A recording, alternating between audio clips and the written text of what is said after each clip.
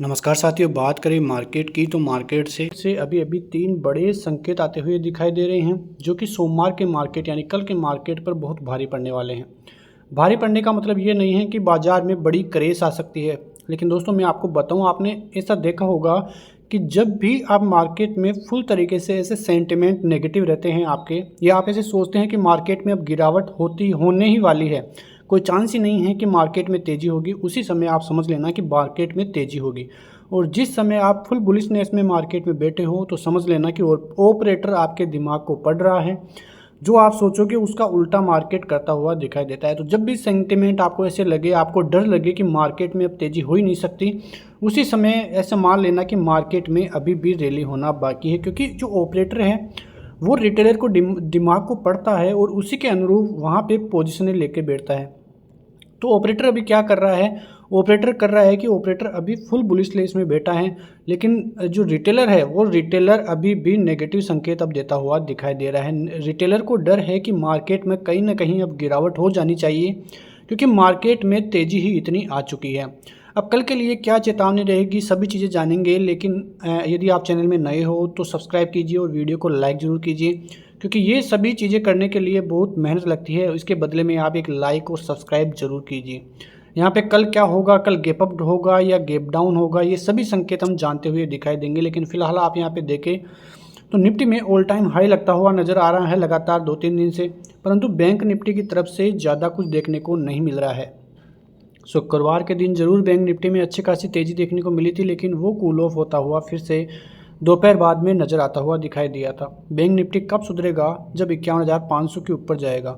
यदि 51,500 के ऊपर नहीं गया और यदि वहाँ पे गया भी तो एक बड़ा ट्रेप वहाँ से देखने को फिर से आपको मिलता हुआ दिखाई दे सकता है। तो बैंक निफ्टी की तरफ नज़रें रखिए, क्योंकि यदि बैंक निफ्टी इतने दिनों से कंसोलिडेशन में ही है, आपने एक चीज़ नोटिस की होगी बैंक निफ्टी की तरफ से कि बैंक निफ्टी में तेज़ी तो नहीं हो रही है, लेकिन गिरावट भी नहीं हो रही है। जो नीचे के लेवल्स है लगभग 100 ईएमए है उसको होल्ड किए हुए बैठा है, 50 ईएमए को होल्ड किए हुए बैठा है।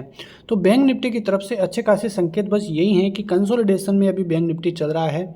जब भी तेज़ी होगी तो ये रैली बैंक निफ्टी में अभी 500 से 700 पॉइंट की एक साथ रैली होना बाकी है। जब भी बैंक निफ्टी में अब तेज़ी आएगी तो एक बड़ी तेज़ी आने की संभावनाएँ हैं। लेकिन आप यहाँ पर निफ्टी की तरफ से देखें तो लगातार 12 straight day Nifty all time high लगाता हुआ नजर आया है। ऑल टाइम हाई का मतलब ये नहीं है कि ऑल टाइम हाई का मतलब ये है कि लगातार 12 दिन से निफ्टी तेज़ी के साथ ही क्लोजिंग देता हुआ नजर आया है। और ये हिस्ट्री है, 1993 में कुछ ऐसा होता हुआ नजर आया था। उसके बाद 2007 में करीब 11 स्ट्रेट डे तेज़ी होती हुई नजर आई थी, लेकिन यहाँ पे 12 दिन लगातार तेजी का ही बनते हुए संकेत दे रहे हैं। तो आप अनुमान लगा सकते हैं कि भारतीय बाजारों में किस प्रकार की तेजी है और आगे भी किस प्रकार की तेजी होती हुई दिखाई देगी। यहाँ पे एफआईआई और डीआईएस के संकेत आप देखोगे तो एफआईआई की तरफ से 5,318 करोड़ की बाइंग देखने को मिली थी शुक्रवार को। डीआईआईज की तरफ से थोड़ी बहुत सेलिंग देखने को मिली थी। आप मंथली डेटा भी यहाँ पे देख सकते हैं कि किस प्रकार से एफआईआईज की तरफ से जो डेटा 30 से 35 हज़ार करोड़ जाता हुआ दिखाई दे रहा था, वो मात्र 21,000 करोड़ अगस्त का रह चुका है। अब सितंबर सीरीज चालू हो चुकी है और सितंबर सीरीज के पहले दिन जो एफआईआईज है उसकी तरफ से एक स्ट्रॉन्ग मोमेंटम के संकेत ही मिलते हुए दिखाई दे रहे हैं। आपने पिछले 10 दिनों से देखा होगा कि लगातार बाइंग एफआईआईज करते हुए दिखाई दे रहे हैं। एक सेशन में सेलिंग देखने को मिली, लेकिन बाकी सेशन में एफआईआईज की तरफ से जोरदार बाइंग देखने को मिल रही है। ठीक है, तो ये सभी चीज़ें आपको जानना जरूरी है कि एफआईआईज क्या सोच रही है। एफआईआईज के दिमाग में है स्ट्रॉन्ग बुलिशनेस और अभी भी वो स्ट्रॉन्ग बुलिशनेस के साथ ही बैठे हैं। उसके पीछे का रीजन है जो इंडेक्स फ्यूचर है, वहाँ की बाइंग जो है गुरुवार तक 2.83 लाख जो है बाइंग में बैठे थे। उसके बाद 33,281 और एड ऑन होते हुए इंडेक्स फ्यूचर में नजर आए हैं। तो आप अनुमान लगा सकते हैं कि किस प्रकार की बाइंग इंडेक्स फ्यूचर में एफआईआईज करके बैठे हैं। वहीं निफ्टी में मीडियम बुलिश है, बैंक निफ्टी में भी मीडियम बुलिश है, मिड कैप और फिन निफ्टी में माइल्ड बुलिश वो आते हुए नज़र आ रहे हैं। लेकिन जो इंडेक्स ऑप्शंस है वहाँ पे वो वोलेटाइल है। कॉल ऑप्शन और पुट ऑप्शन की बात करें तो यहाँ पे मीडियम बुलिश और मीडियम बेरिश आपको देखने को मिल जाएंगे। तो ये डेटा है एफआईआईज का। आपने देखा होगा कि एफआईआईज के नेगेटिव ही क्लाइंट ज़्यादातर आपको देखने को मिलेंगे। अब जो रिटेलर्स की पोजीशन है वो बेरिश साइड में बैठी है और एफआईआईज की पोजीशन है वो बुलिश साइड में बैठी है। तो इन दोनों के बीच में अभी बहुत टक्कर मचती हुई यहाँ पे दिखाई दे रही है। क्लाइंट को लग रहा है कि मार्केट में बहुत ज़्यादा तेज़ी हो चुकी है, रिटेलर को यही लग रहा है, लेकिन बाजार इतनी जल्दी गिरने वाला नहीं है। बाजार गिरने से पहले आपको कुछ इंडिकेशन देगा। हाँ, हो सकता है कि थोड़ी बहुत करेक्शन आपको देखने को मिले, जो कि फंसाने के लिए होगी कि लोग बाग शॉर्ट करके बैठे, लेकिन फिर से मार्केट खड़ा होता हुआ दिखाई देगा, क्योंकि भारतीय बाजारों की तरफ से इतने नेगेटिव संकेत नहीं हैं जिसकी वजह से कोई बड़ी फॉल देखने को मिले। जब फॉल होगी तो उसके लिए कोई रीजन होगा साफ साफ, या कुछ ना कुछ होता हुआ दिखाई देगा, या जियोपॉलिटिकल टेंशन होगी, उसकी वजह से बड़ी गिरावट देखने को मिलेगी।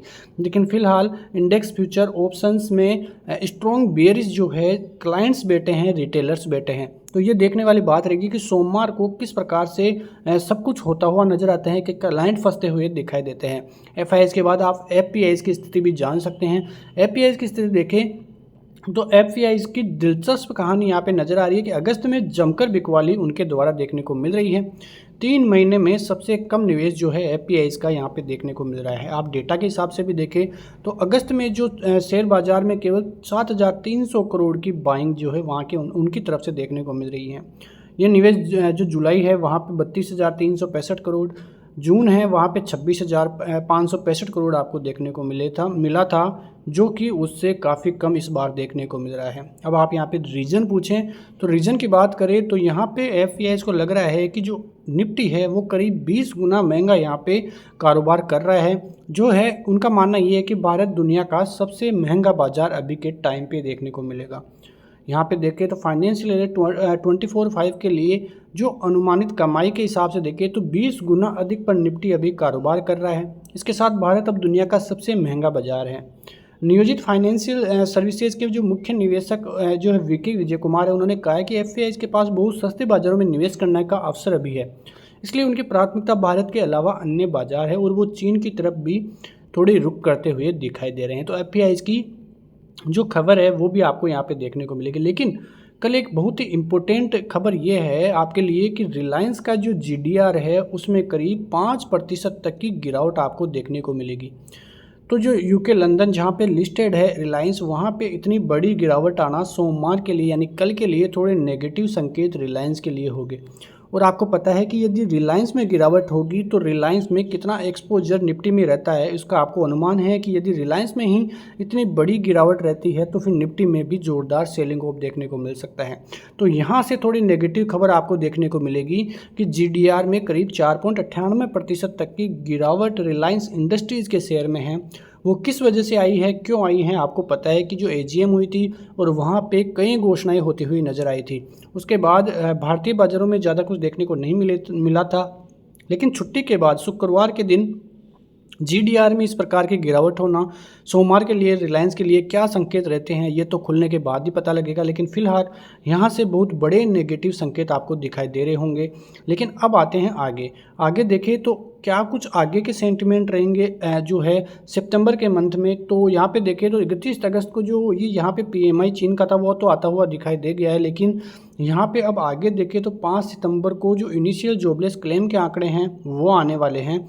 उसके अलावा यहाँ पे डेटा देखें तो 11 सितंबर को इन्फ्लेशन रेट के आंकड़े आएंगे, जो कि रहेंगे अमेरिकी बाज़ारों के इन्फ्लेशन के आंकड़े इसलिए महत्वपूर्ण हैं क्योंकि यहाँ से दिशा तय हो जाएगी कि किस प्रकार से 0.25 बीपीएस की दर से या 0.5 बीपीएस की दर से फेड किस प्रकार से जो है रेट कट करता हुआ दिखाई दे सकता है। क्योंकि इन्फ्लेशन रेट आने के बाद कुछ दिनों बाद यानी कि 17-18 सितंबर को फेड की मीटिंग है और वहाँ से क्या कुछ आता है। इंडस्ट्रियल प्रोडक्शन के आंकड़े आने हैं 12 सितंबर को और इन्फ्लेशन के भारतीय बाजारों के आने हैं 12 सितंबर को। तो ये आंकड़े इस 2 वीक के लिए नेक्स्ट 2 वीक के लिए बहुत इंपॉर्टेंट रहने वाले हैं भारतीय बाजारों के लिए भी, क्योंकि इस महीने ही जिस प्रकार से फेड की रेट कट होगी तो सभी चीज़ें रहेगी। अब एक्सपर्ट का व्यू जाने तो इंडियन मार्केट में सिर्फ volatile in September with Fed likely to cut rates. यदि रेट कट करता है तो भारतीय मार्केट्स का जिस प्रकार से वोलेटिलिटी देखने को मिलेगी एक्सपर्ट्स यही मान रहे हैं। एक्सपर्ट्स का जो करंट व्यू है वो यहाँ पे देखिए तो उनका भी यही कहना है कि 12 कंसेक्यूटिव डेज से भारतीय बाजार जो है हायर क्लोजिंग दे रहा है, बट जो गेन है वो कम देखने को मिल रहा है। क्योंकि यहाँ पे यदि आप 2007 की बात करें तो वहाँ पे 11 दिन लगातार तेजी हुई थी, लेकिन जो गेन थे वो करीब 14.9% देखने को मिले थे। वो तो उस हिसाब से जो मार्केट की जो तेज़ी है वो कम देखने को मिली है, उनका यही कहना है। और उनका ये भी कहना है कि किस वजह से यानी कि अब नवंबर में यूएस इलेक्शन है, इस वजह से थोड़ी दिक्कत ग्लोबली देखने को मिल सकती है। उसके अलावा देखें तो जो करेंसी, कमोडिटी और बॉन्ड एंड इक्विटी मार्केट में जो कुछ भी होता हुआ नज़र आ रहा है उसका इम्पैक्ट भी पड़ता हुआ नज़र आने वाला है।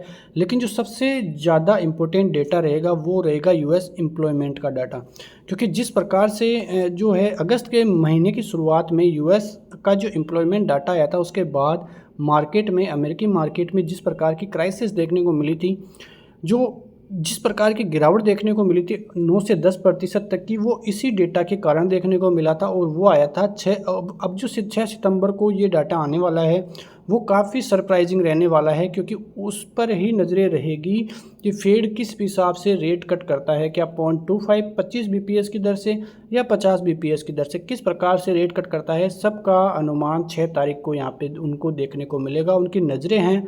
तो इस प्रकार से मार्केट का डेटा है। अब निफ्टी के लिए एक्सपर्ट्स का व्यू देखिए कि टारगेट क्या हो सकते हैं।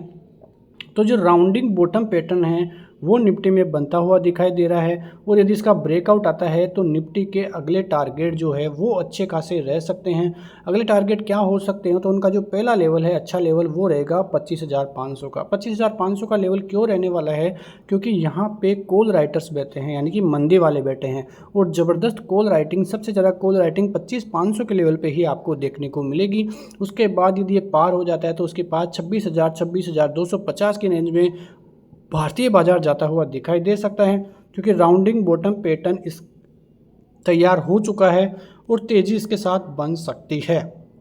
तो इस प्रकार से देखें तो जो डाउन साइड के लिए जो स्टॉप लॉस आप रख सकते हैं वो रख सकते हैं 9 EMA का, यानी कि 24,950 का, जो कि आपके लिए इमीडिएट सपोर्ट जोन का काम करता हुआ नजर आएगा।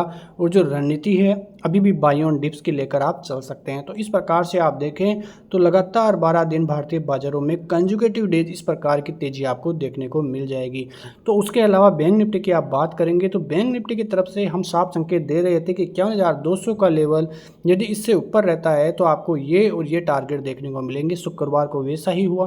अब सोमवार के लिए रणनीति देखें तो 319 के लगभग क्लोजिंग देखने को मिली थी। अब यदि 51,420 के ऊपर निकलता है तो आपको 51,500 तक के लेवल मिलेंगे। और 51,500 क्या है ये मैं वीडियो की शुरुआत में ही आपको बता चुका हूँ। 51,500 का लेवल निकलेगा तो एक नए जोन में जाएगा, और वहाँ से 500 से 700 पॉइंट की तेज़ी आपको इमीडिएट देखने को मिल सकती है बैंक निफ्टी में। नीचे की तरफ देखें तो नीचे की तरफ आपको 51,020 का सपोर्ट रहेगा, 51,200 का, 51,245 का। तो ये 3 सपोर्ट जोन आपके लिए काम करते हुए नजर आएंगे। तो इस प्रकार से मार्केट के सेंटिमेंट देखें तो मार्केट के सेंटिमेंट सोमवार को जो है भारतीय जो जीडीपी आंकड़े आए थे उस पर निर्भर करेगा, क्योंकि 6.7 के जीडीपी आंकड़े थे, जो अनुमान था 6.8 का था, तो उससे भी कमज़ोर नतीजे थे। आरबीआई का अनुमान 7.1 का था, तो उससे कम अनुमान जो है 6.7 का आया है। तो उसका क्या इम्पैक्ट रहेगा सोमवार को देखने को मिलेगा।